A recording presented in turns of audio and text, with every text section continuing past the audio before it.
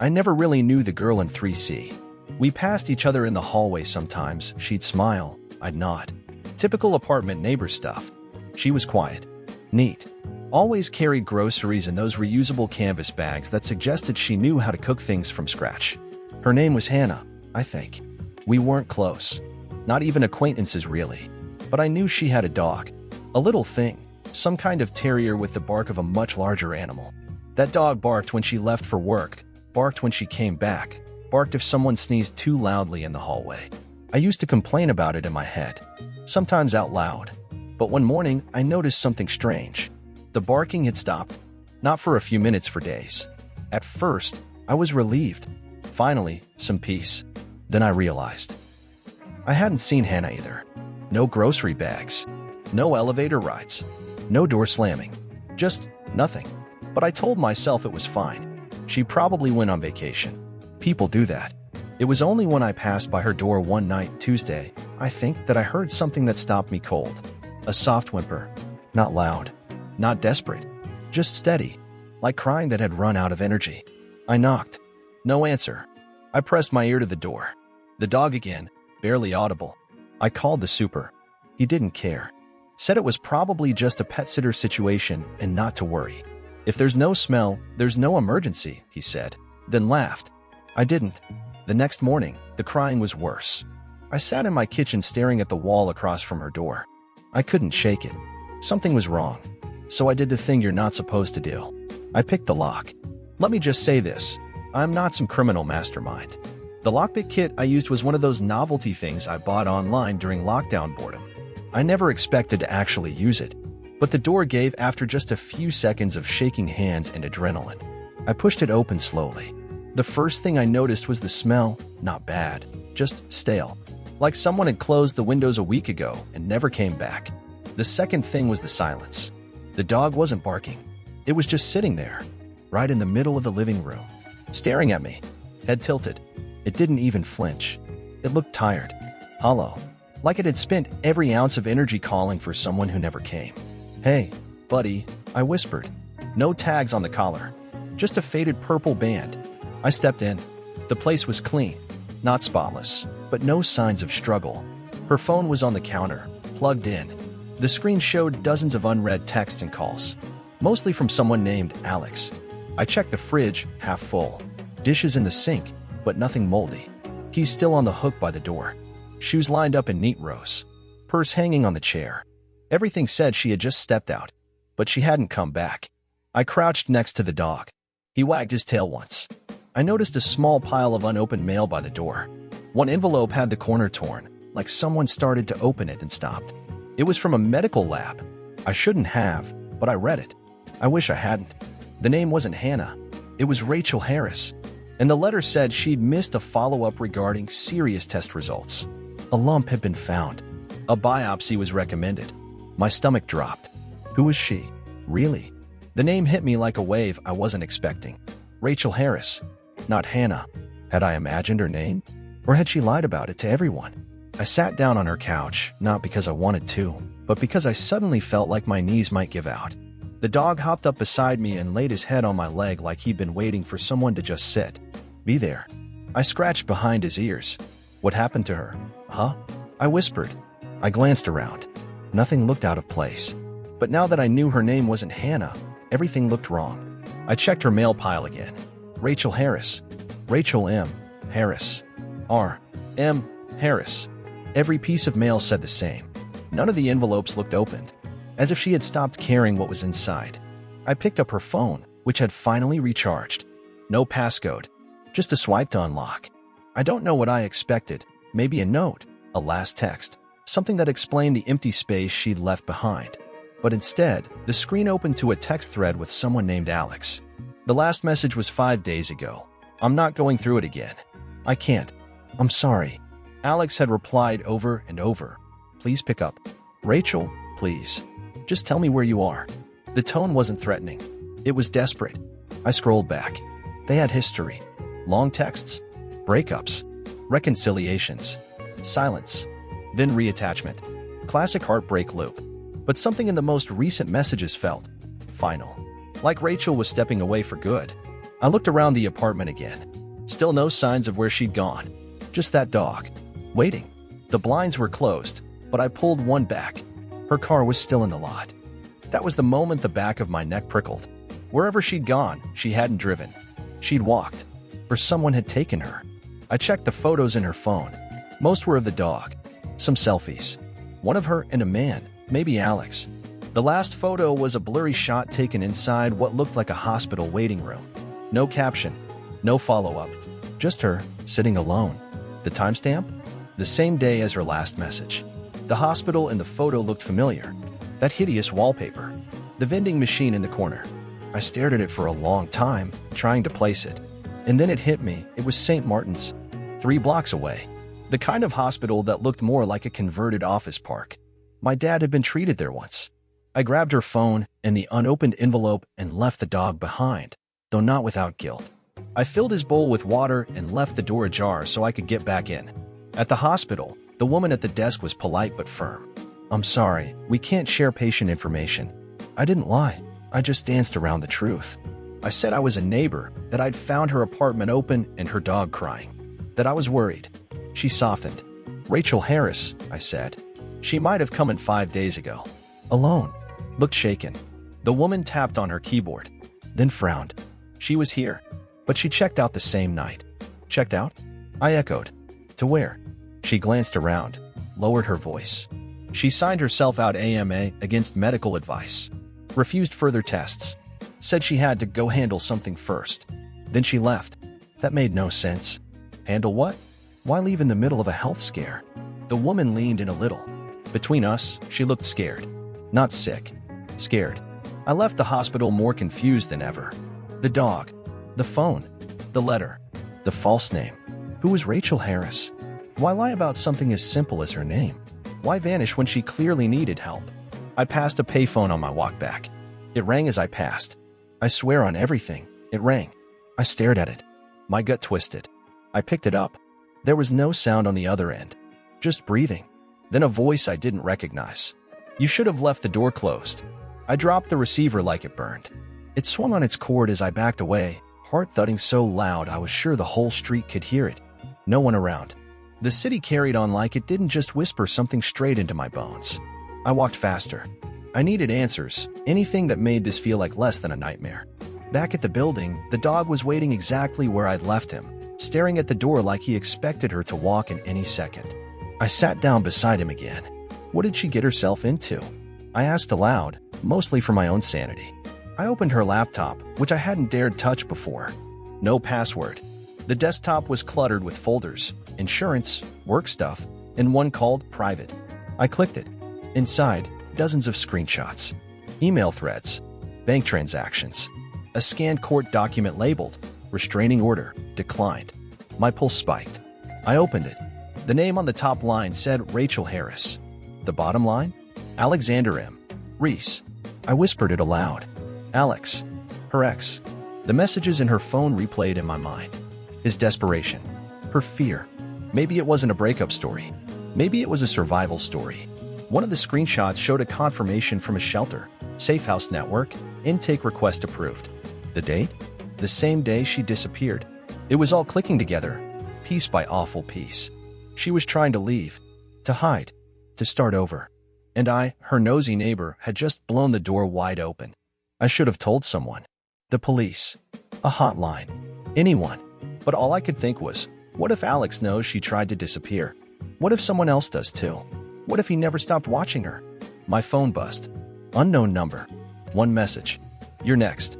The message sat on my screen like a live wire. You're next. No punctuation. No signature. But it was clear.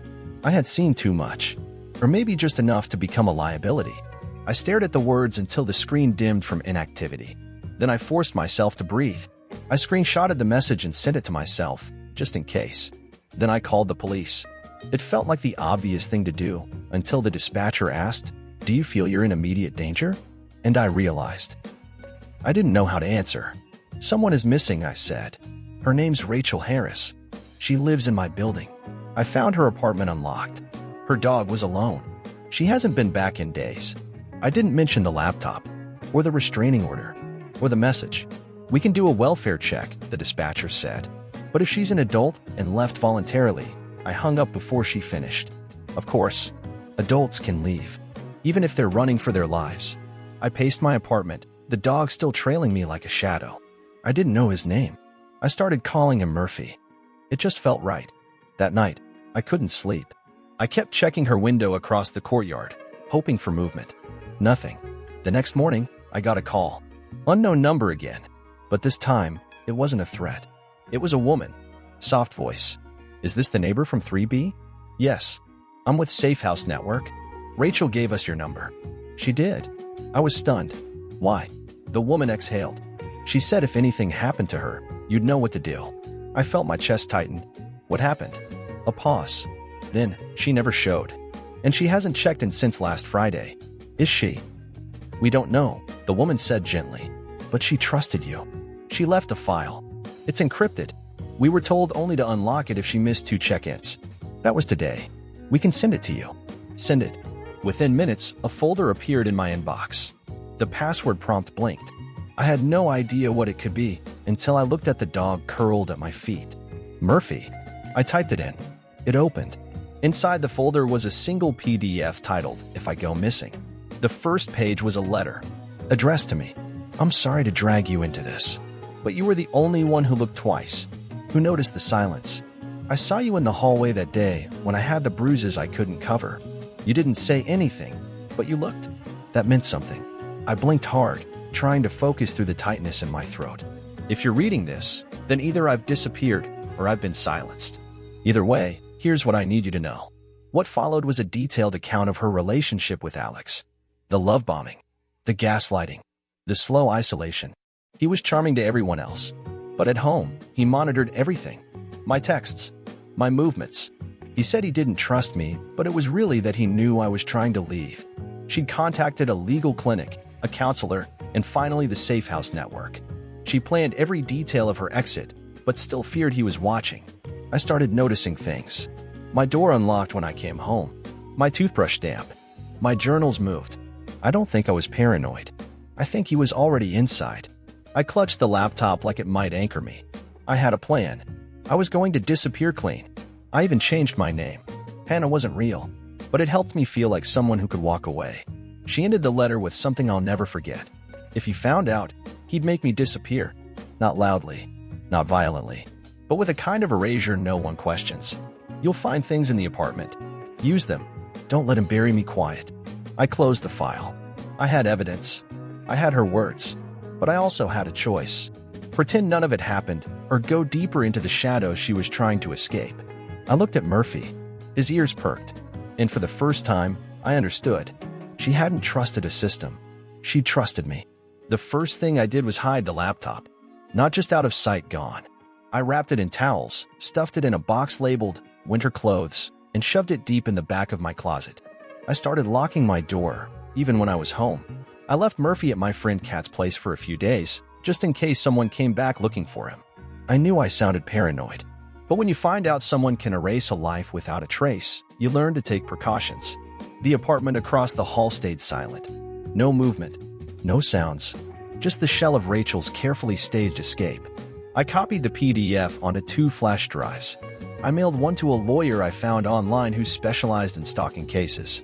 The other, I buried inside a hollowed-out book in my backpack. The Safe House rep had done what they could.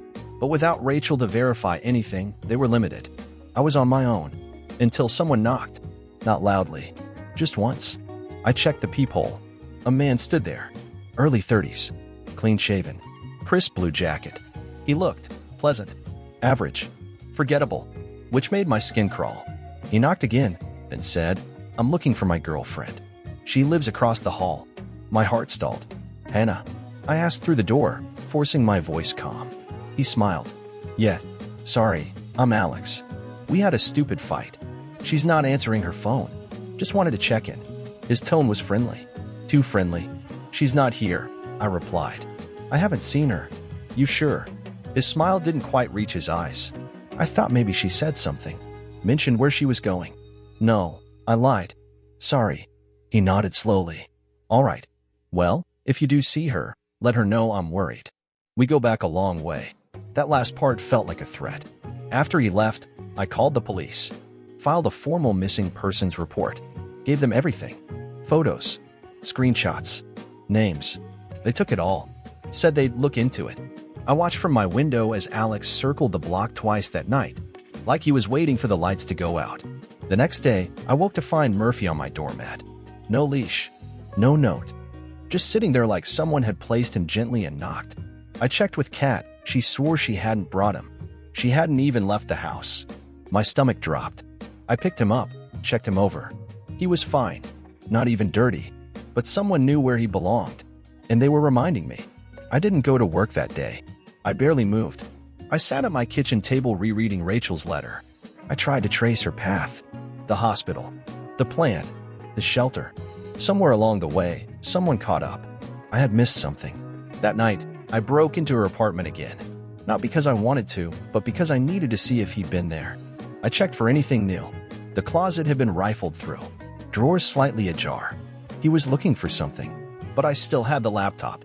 He hadn't found that. Or maybe he thought I already had. I found a journal she kept, wedged between cookbooks. In it were lists. Every exit strategy, bus schedules, fake IDs, contacts.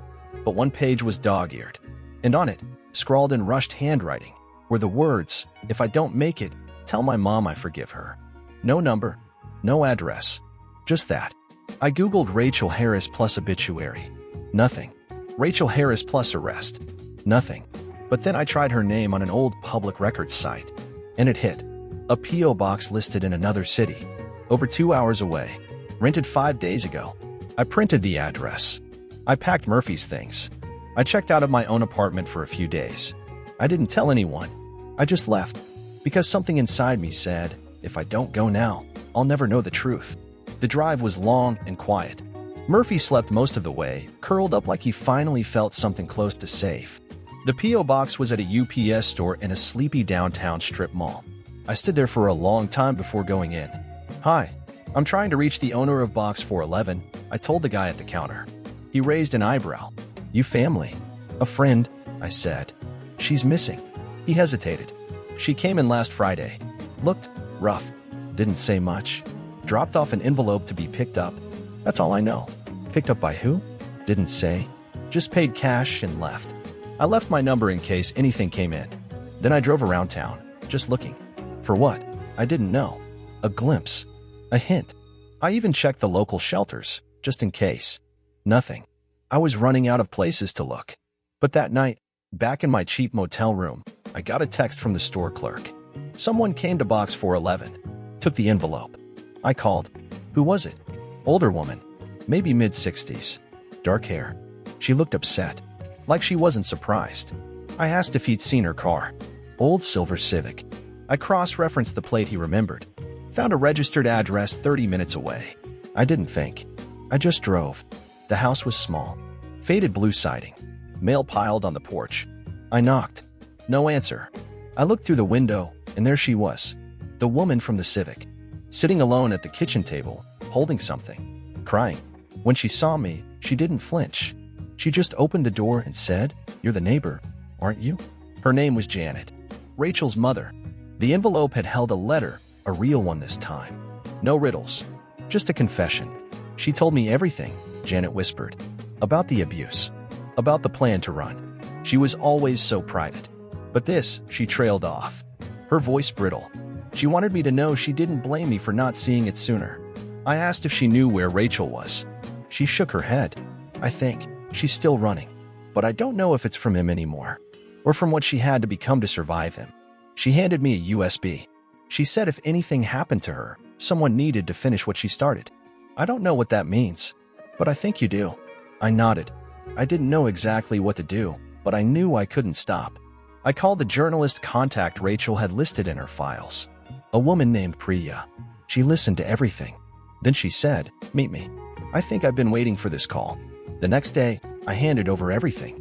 The drive, the screenshots, the journal. Priya spent hours with me, piecing together the story. She'd been tracking Alex under different aliases for months.